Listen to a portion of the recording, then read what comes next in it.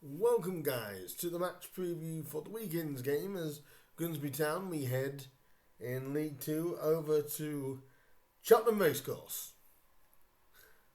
And no, we had to obviously Cheltenham Town. I think I'd be going to the racecourse. We head there on Saturday afternoon for the League 2 fixture of the informed Mariners as we head to the Robins, who are now managed, of course, by Michael Flynn. And let's say they may have a little bit of a bounce or a bit of a spring in their step after midweek. I'll go into that during this preview, and I will also take you through a few stats and use a couple of stats that's been used for by BBC Sport, but also we'll go over Artel's pre-match press conference. And we'll start there. David was asked about the fitness of Justin Abiku and obviously having Jordan Davis back, whether there might be a possibility of both of them sort of starting. And Justin might be involved. Again, Artel being quite coy. I think we might see him possibly on the bench, but he says he's been doing some kind of training, not exact training, but certain specific training. So whether he'll be involved is the question. Jordan Davis looks like he's getting closer and closer to starting a game again. We'll have to see what goes on with that. Obviously, with Charles Burnham, he did confirm as well, definitely to Matt Dean during the interview, that Charles Burnham is out for the remainder of the season, which everyone sort of knew and kind of guessed. But that has now been confirmed. He's out for the remainder of the season. Apart from that, no real major issues squad-wise. And obviously Town's confidence is going to be absolutely buzzing right now. 4 straight wins, undefeated in 6. 4 wins and a draw from the last 5. Unbeaten in February. You can't really get a better month after having a complete contrast of the month before, where we only picked up 2 points. This time we picked up 12. So it's how will Town look to keep that going? But, I don't see too many changes from the weekend's game, to be honest. I've got a feeling if Justin isn't going to be available, I've got a feeling that Luca Barrington may play as a forward or support there for Danny Rose. He did a decent job. Luca did a decent job. Obviously needs to work on being a bit more prolific in front of goal, but I think everyone, the back three. I was talking to somebody at the last game. The back three is starting to work and bear fruit. Well, it's a back three. You can also go to a back 5 if defending. So, but the back three in general is working. They're looking more and more comfortable as it goes on. So I think it's a positive way to look at it.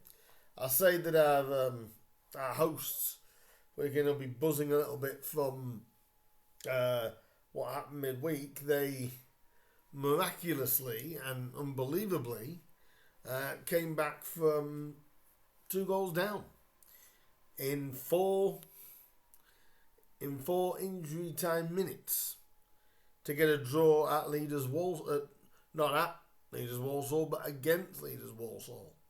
And I have to admit, I was watching that game and could see sort of how Cheltenham were playing. They're not the biggest team, Cheltenham. They definitely have a style which I think their manager is implementing about, ball to feet, but not afraid to go direct if they need to. But they don't look or didn't look like the biggest team. They look quite small. So I think that might have caught Walsall out a little bit, but I'm sure the leaders were frustrated. But it was the subs that changed that game for Cheltenham. And George Miller got their first one, and what a belter of an equaliser for the second one. So we know, it's going to be a difficult trip to make. We're going to have to be on our mettle. Yes, we've had the most wins away from home this season, but this is going to be, I would go along what David said, a very tough challenge. And a team you can't take your eye off. You can't think, oh, well, it's Cheltenham. We end up beating a few of the top teams. This is a team that's, they might be 6 points off us, but they're going to feel buoyed by that result midweek. And if we go through a few stats here, which I have, as you can, and people have seen this at Grimsby, obviously lying 8th place, Cheltenham lying 11th, 45 points for Cheltenham, 51 points for Grimsby, and this is how close it is between the two sides this season, goals-wise. There's 1 goal in it, 46-45, in the Mariners' favour. So when it comes to attacking, there is not a lot in this. If you look at the last 5 games for either club, like I said, Grimsby have won 4 out of the last 5, and Cheltenham have won 2 of their last 5. One of them being a trophy game, though. So, unbeaten in 3 league games. That's a 3-2 win against Barrow, a 3-0 win at Newport, and then that really, really gutsy last-minute draw with the league leaders, Walsall. So, they're finding a bit of form, Cheltenham. And Cheltenham is never an easy place to go to. And especially when you've got someone like George Miller, who obviously scored against his former club on Tuesday. He's a striker that I've always admired from his time when he was at Barnsley and things like that. A very, very dependable striker. So, and obviously people at Walsall loved him as well. So it was probably kicking the teeth for them when he came off the bench. But he didn't start. Will he start at the weekend? We'll have to wait and see on Cheltenham's side. But I'm sure Mickey Flynn will have them ready. And obviously after our last 4 wins, we're on the crest of a wave at the moment. And there's no doubt David Artell is going to be up for Manager of the Month for February. And how can he not be? If we look at the previous meetings now between Cheltenham and Grimsby, you really couldn't get more even. 7 wins each and 19 games played, and drew the other 5. you can't really get more even than that. It's basically a pick'em game. So much so, the last 3 results, though, have gone to the Mariners. Well, when I say gone to the Mariners, 2 out of the last 3 have been wins, and the other one was a draw. A 3-2 win back in... so we'll go in chronological order. Grimsby won the match in October of 2020, winning 3-1. A draw in April of 2021 at Blundell Park, 1-1. And our last meeting back in August, which was an absolute belting game, I have to say, thanks to Chaz Vernon's curler and Jordan Davis's absolute beauty of a free kick to see us get past Cheltenham Town back in August at home. It could be an interesting and could be a high scoring game again. If we look at a few facts, this is from the BBC website I am using, so I want to exactly call out the source that I've used. These are a few facts they have out about the Grimsby and Cheltenham. The first one is Cheltenham Town have failed to win any of their last 5 Football League games against Grimsby. So they haven't won in their last 5 games against us. That's drawing 2 and losing 3. The last time they actually beat the Mariners in the league was a 2-1 win back in December of 2018. Fair play that we had a couple of seasons where we were not at the same level. So, but, 3 defeats and 2 draws. You never know with the Mariners. Following a 3-2 win in the reverse fixture, Grimsby are looking to complete a Football League double over Cheltenham for the first time since 2005-06. And we all know what happened at the end of that season. They beat us to go up. So, but, this will be our 3rd double of the season if we can get it. It's going to be I think this is going to be a real tussle, I really do. Cheltenham Town have won 5 of their last 6 league games, played on a Saturday, only losing 1 of them, scoring 2 or plus goals in 4 of those wins. So that's showing you kind of the threat that we're under. That, Cheltenham may be, like I said, 6 points below us in the league, but they've definitely picked their form up in the last 6 games and only losing 1 of those. And with, this will put our defence under, I think, to